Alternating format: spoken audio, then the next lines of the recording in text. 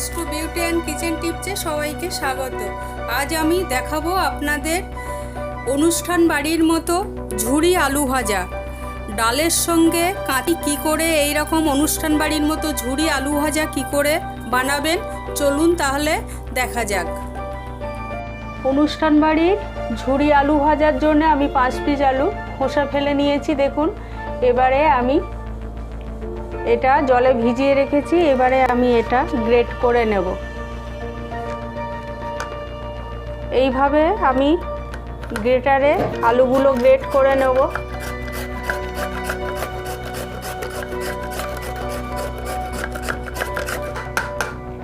দেখুন, প্রত্যেকটা আলু এভাবে আমি গ্রেট করে নেব, নিয়ে জলে ভিজিয়ে দেব যেন কালো না হয়ে যায়। দেখুন, আলুগুলো সব আমার গ্রেট করা হয়ে গেছে। এবারে আমি 3 থেকে 4 বার বারবার আমি এই আলুগুলো ধুয়ে পরিষ্কার করে জল থেকে তুলে ছেঁকে নেব। আর একটা বলে আমি এভাবে তুলে নেব। দেখুন, আমি 3 থেকে 4 বার ধুয়ে নিয়েছি, এটাই লাস্ট বার। আমি এবারে ধুয়ে একটা ছাঁকা বা স্ট্রেনারে এভাবে আমি জলটা ছেঁকে নেব।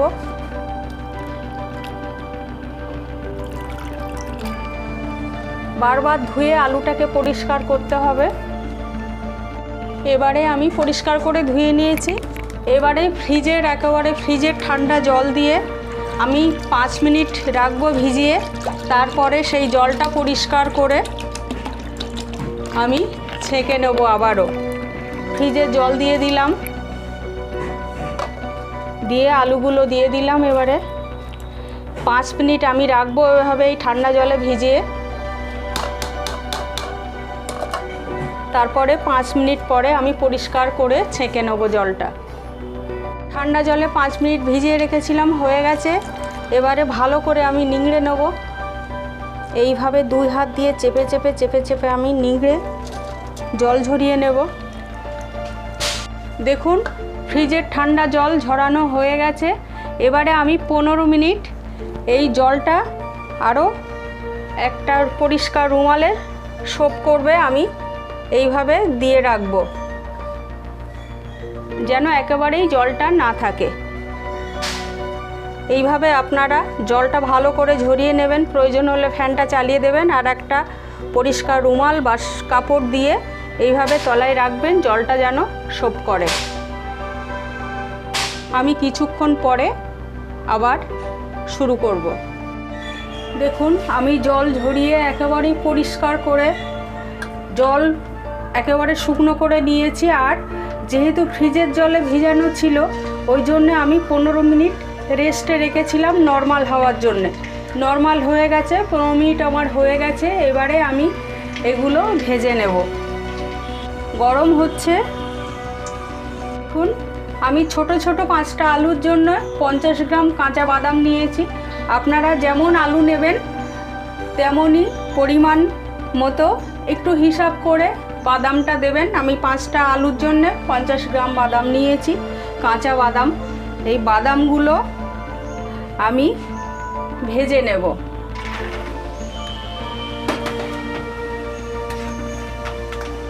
তেলটা আমার গরম হয়ে গেছে। দেখুন, বাদামগুলো আমার ভাজা হয়ে গেছে। আমি বাদামগুলো তুলে নেব। আমি এই সব কাজটাই হাই হিটে করব। গ্যাসের ফ্লেম হাই রাখব।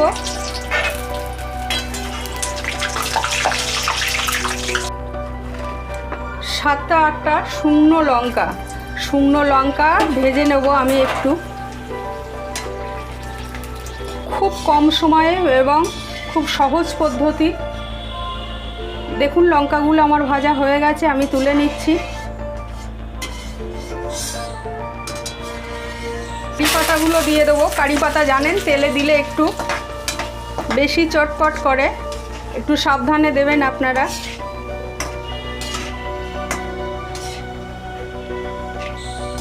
কারি পাতাগুলো হয়ে গেছে। কারি পাতাগুলো আলুগুলো আস্তে আস্তে দিয়ে ভেজে নেব। আস্তে আস্তে হাই হিটে আলুগুলো দিয়ে আমি ভেজে নেব। আপনারা নিশ্চয়ই লক্ষ্য করেছেন আলুতে আমি কিছু দিইনি, লবণও দিইনি। লবণটা দেওয়া যাবে না, লবণ দিলে আলুটা নরম হয়ে যাবে। আমি অল্প অল্প করে দিয়েই ভাজবো।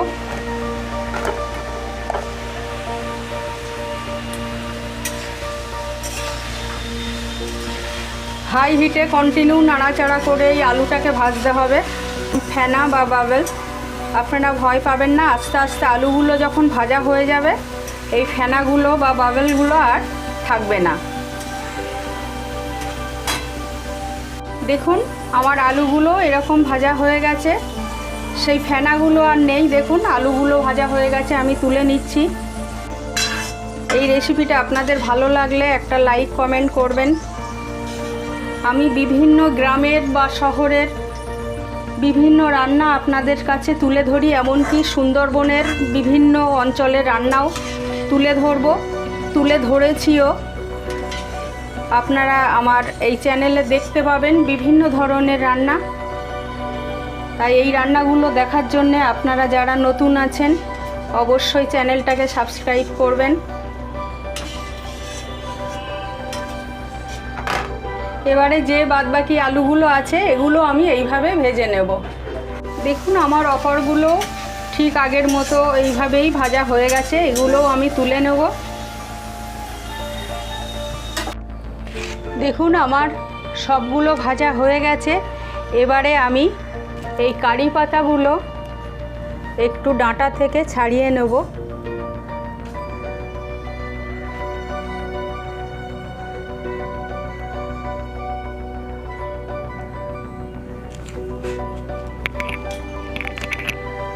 এবারে আমি এইগুলো সব মিশিয়ে দেব। তার আগে দেখুন আলুগুলো আমার গরম অবস্থায় দেখুন একদম গুঁড়ো হয়ে গেছে। দেখুন এইভাবে আপনারা ভেজে নেবেন। এবারে আমি এইগুলো সব এইভাবেই মেশাবো।